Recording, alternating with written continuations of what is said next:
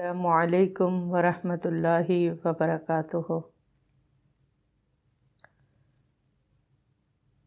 نحمدہ ونصلی علی رسولہ الکریم، اما بعد فاعوذ باللہ من الشیطان الرجیم، بسم اللہ الرحمن الرحیم۔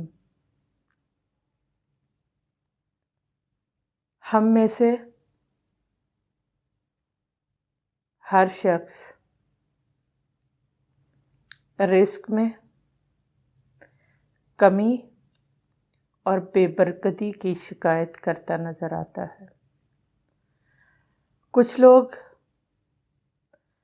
جو لاکھوں میں کماتے ہیں وہ بھی بے برکتی کی شکایت کر رہے ہوتے ہیں، اور جو ہزاروں میں کماتے ہیں وہ بھی پریشان ہیں، وہ بھی بے برکتی کی شکایت کرتے ہیں۔ ہاں، کچھ ایسے بھی لوگ ہیں جو تھوڑا کماتے ہیں مگر بڑے مطمئن ہیں، اور کچھ خوب کماتے ہیں، لاکھوں میں کماتے ہیں، لیکن پھر بھی ایک رونا ہے جو وہ روتے دکھائی دیتے ہیں کہ کچھ نہیں بنتا، پوری نہیں پڑتی، ضرورت پوری نہیں ہوتی۔ وجہ کیا ہے؟ رزق میں کمی اور بے برکتی کی وجہ کیا ہے؟ ہم دیکھتے ہیں ہمارے بزرگ، ہمارے بڑے، وہ ہم سے کئی گنا کم ان کے گھروں میں انکم آتی تھی، بہت کم، اور وہ بہت بہترین گزارا کر رہے تھے، اور وہ کہتے ہیں اتنا ہم بچا بھی لیا کرتے تھے۔ ان لوگوں کی صبح کیسی ہوتی تھی؟ وہ جب صبح اذان ہوتی تو اس کے ساتھ ہی وہ اٹھ جایا کرتے تھے اور نماز پڑھتے۔ پھر ہم اپنے بڑوں کو دیکھیں تو وہ صبح اٹھتے تھے، نماز پڑھتے، اذکار کرتے، پھر اس کے بعد قرآن کھلتا۔ یہ ایک معمول تھا، روٹین تھی۔ مگر آج ہماری صبح کتنے بجے ہوتی ہے اور ہم کیا کر رہے ہوتے ہیں؟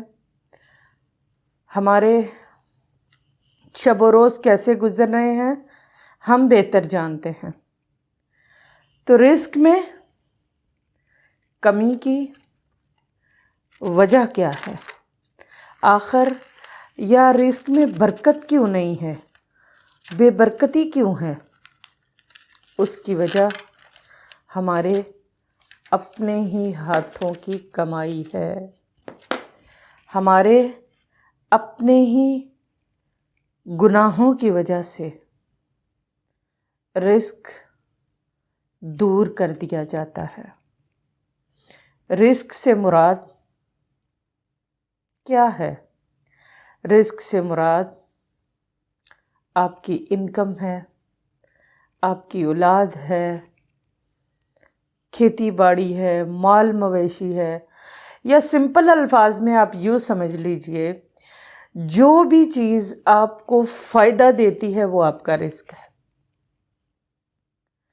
جس چیز کو پا لینے سے آپ خوش ہوتے ہیں،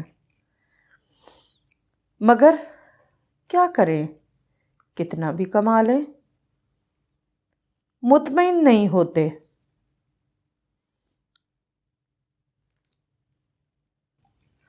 مگر جتنا بھی کما لیں، جتنا بھی آ جائے، اس کے پہلے سے ہی راستے بنے ہوتے ہیں، وہ ان میں گھس جاتی ہے، ہم پھر خالی ہاتھ رہ جاتے ہیں، ہمارے پاس کچھ بچتا نہیں ہے، پس انداز نہیں کر سکتے ہم،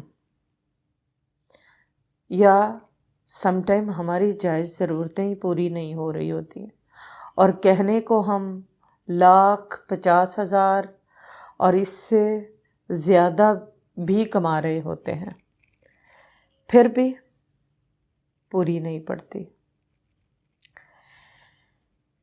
ابن ماجہ کی روایت ہے، حدیث کا کچھ حصہ آپ کے سامنے رکھتی ہوں۔ نبی صلی اللہ علیہ وآلہ وسلم نے فرمایا کہ آدمی کو اس کے کسی گناہ کی وجہ سے رزق سے محروم کر دیا جاتا ہے۔ آدمی کو اس کے کسی گناہ کی وجہ سے رزق سے محروم کر دیا جاتا ہے۔ اب آپ سوچیں، اگر میں اور آپ یہ کمپلین کر رہے ہیں کہ ہمارے رزق میں وہ برکت نہیں ہے، وہ وسعت نہیں ہے، تو پھر اس کے لیے کیا کریں؟ استغفار، توبہ، اپنے آپ کو ٹٹولیں، دیکھیں کہاں کوئی ہم گناہ کر رہے ہیں، کہاں اپنے رب کی حکم عدولی ہو رہی ہے، اس کو وہاں پر اپنی اصلاح کریں۔ اس کو آپ ایسے مثال سے سمجھ لیجئے کہ آپ سوچتے ہیں کہ فلاں ایک غریب آدمی ہے، اس کی بچی کی شادی ہے، تو کیوں نہ اس کی کچھ ہیلپ کی جائے، کچھ مدد کی جائے۔ آپ اس کے گھر جاتے ہیں اور اس کی مدد کے لیے دروازہ بجانے لگتے ہیں تو اندر سے گانے بجانے، شور شرابے کی آواز آتی ہے، تو آپ وہیں ٹھٹک جاتے ہیں، رک جاتے ہیں۔ اچھا، میں اس کی مدد کروں، اس کو کچھ صدقہ خیرات یا اس کی کوئی مدد کرنے کے لیے آیا ہوں جو صریحاً اللہ کی نافرمانی میں مصروف ہے، لہٰذا آپ ارادہ ترک کر دیتے ہیں۔ آپ کہتے ہیں نہیں، میں کسی اور کو دے دوں گا، اس کو نہیں دیتا، کیونکہ یہ تو رب کی کھلم کھلا نافرمانی کر رہا ہے۔ تو کیا ہوا؟ اس کا یہ گناہ اس کی طرف جو رزق آ رہا تھا اس کو روکنے کا سبب بن گیا۔ اسی طرح آپ دیکھیں، کوئی آپ سے آپ باہر نکلتے ہیں، کوئی آپ سے مانگتا ہے اور آپ اس کی شکل دیکھتے ہیں تو آپ دیکھتے ہیں اوہ یہ تو نشئی ہے، یہ تو چرسی سا لگ رہا ہے، یہ تو لگتا ہے ڈرگ کا عادی ہے، تو پھر آپ کیا کرتے ہیں؟ آپ اس کو صدقہ و خیرات نہیں دیتے، اس سے روک لیتے۔ اب اس کا یہ جو گناہ ہے، ڈرگ حرام ہے، اس کا یہ استعمال کرنا، اور آپ وہ شکل سے ہی پہچانے جاتے، تو آپ اس کو جو نہیں دیتے تو یہ رزق اس کے گناہ کی وجہ سے روک لیا گیا۔ آپ دیکھیں کہ انسان جب دیکھتا ہے کہ یہ شخص حرام میں ملوث ہے تو وہ اس کو صدقہ و خیرات دینے سے رک جاتا ہے۔ اسی طرح بسا اوقات اللہ بھی